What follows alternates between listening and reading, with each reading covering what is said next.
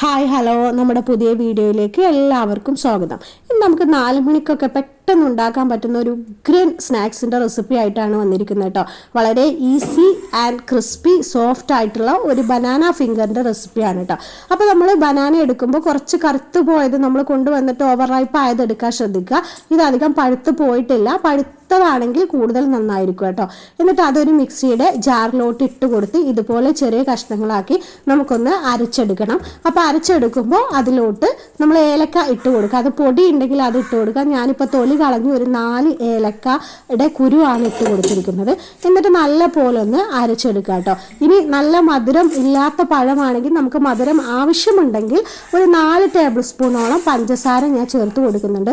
ഓപ്ഷണലാണ്, ഇഷ്ടമുള്ളവർ മാത്രം ചേർത്ത് കൊടുത്താൽ മതി, അല്ലെങ്കിൽ അത് ഒഴിവാക്കാം. എന്നിട്ട് ഒന്നും കൂടെ നല്ല പോലെ ഒന്ന് അരച്ചെടുത്തതിന് ശേഷം നമ്മൾ ഇതുപോലൊരു ബൗളിലോട്ട് മാറ്റുക.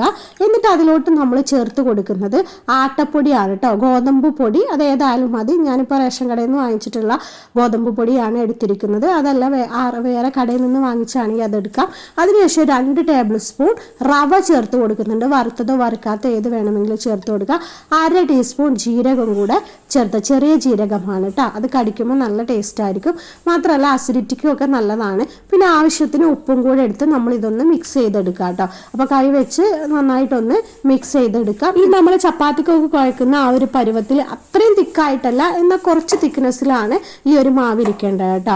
അപ്പോൾ മാവ് കുഴക്കുമ്പോൾ ലൂസായിട്ടാണ് ഇരിക്കുന്നതെങ്കിൽ നമുക്കിതിലോട്ട് റവയോ അല്ലെങ്കിൽ വീണ്ടും ഗോതമ്പ് പൊടിയോ ഇട്ടൊന്ന് അഡ്ജസ്റ്റ് ചെയ്യാം. ഇപ്പം ഞാൻ കുഴച്ചെടുക്കുമ്പോൾ ഇത് കുറച്ചൊരു തിക്നെസ് കുറവുണ്ട്. അപ്പോൾ 1 ടേബിൾ സ്പൂൺ ആട്ടപ്പൊടിയും കൂടെ ചേർത്തിട്ട് അതൊന്ന് മിക്സ് ചെയ്തെടുക്കുന്നുണ്ട് കേട്ടോ. ഇനി നമ്മൾ കുഴച്ചെടുക്കുമ്പോൾ ചപ്പാത്തിയൊക്കെ കുഴക്കുന്ന ആ ഒരു പരുവത്തിൽ തന്നെ കുറച്ച് ലൂസായിട്ട് ഇരിക്കുന്നുണ്ടാവും. ഇനി നമുക്ക് ഇഷ്ടമുള്ള ഷേപ്പിലോട്ട് ഇത് മാറ്റാം കേട്ടോ. ഞാനിപ്പോൾ ഒരു ബനാന ഫിംഗറാണ് ഉണ്ടാക്കിയെടുക്കുന്നത്. അപ്പോൾ ആ ഒരു ഫിംഗറിൻ്റെ ഷേപ്പിലാണ് എടുക്കുന്നത് കേട്ടോ. നമുക്ക് വേറെ ഏതെങ്കിലും ഇഷ്ടമുള്ള ഷേപ്പിലാണെങ്കിൽ അങ്ങനെ ചെയ്തെടുത്താലും മതി.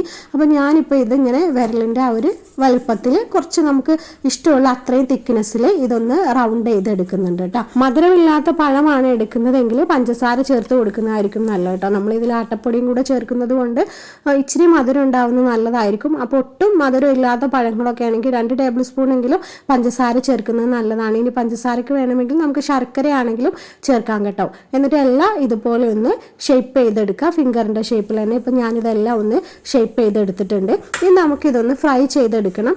ഷാലോ ഫ്രൈ വേണമെങ്കിലും ചെയ്യാം, ഡീപ് ഫ്രൈ വേണമെങ്കിലും ചെയ്യാം. ഞാനിപ്പോൾ ഇവിടെ ഡീപ് ഫ്രൈ ആണ് ചെയ്തെടുക്കുന്നത് കേട്ടോ. ഇനി അത് ഇഷ്ടമില്ലാത്തവരാണെങ്കിൽ ഷാലോ ഫ്രൈ ചെയ്താലും മതി. എണ്ണ നന്നായിട്ട് ചൂടായതിനു ശേഷം നമുക്കിത് ഫിംഗർ ഇതിലോട്ട് ഇട്ട് കൊടുത്തിട്ട് ഒന്ന് 2 ഭാഗവും നല്ല പോലെ ഒന്ന് ഫ്രൈ ചെയ്തെടുക്കണം കേട്ടോ. അപ്പോൾ തീ എപ്പോഴും ഇടുമ്പോൾ ഹൈ ഫ്ലെയിമിൽ വെക്കുക. എന്നിട്ട് അത് ഫ്രൈ ചെയ്യുന്ന സമയത്ത് ലോ ഫ്ലെയിമിൽ വെച്ചിട്ട് വേണം എടുക്കാനായിട്ട്. നമ്മളിതിൽ റവയൊക്കെ ഇട്ട് കൊടുക്കുമ്പോൾ ഒരു ക്രിസ്പിനെസ് ഒക്കെ ഉണ്ടാവും. മാത്രമല്ല റവയുടെ ആ ഒരു തരികളൊക്കെ ഇതിൽ മുകളിലൊക്കെ ഇങ്ങനെ കാണും. നല്ല ടേസ്റ്റുമാണ് കഴിക്കാൻ.